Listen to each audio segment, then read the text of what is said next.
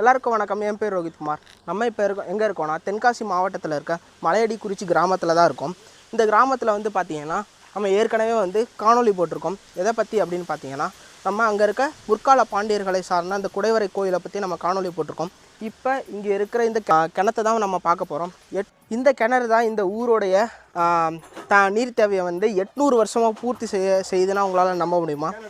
இந்த 800 வருஷம் பழைய கிணத்தை வெட்டினவருடைய கல்வெட்டு இப்போ இந்த நிலைமையில தான் இருக்குது.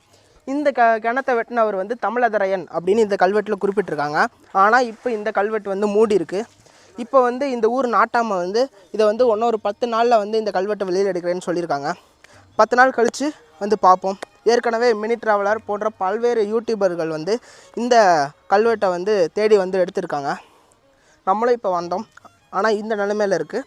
நம்ம கூடிய விரைவில் இதை வெளியில் எடுத்து தரேன்னு சொல்லியிருக்காங்க. அதுக்கப்புறம் வந்து காணொலி எடுப்போம்.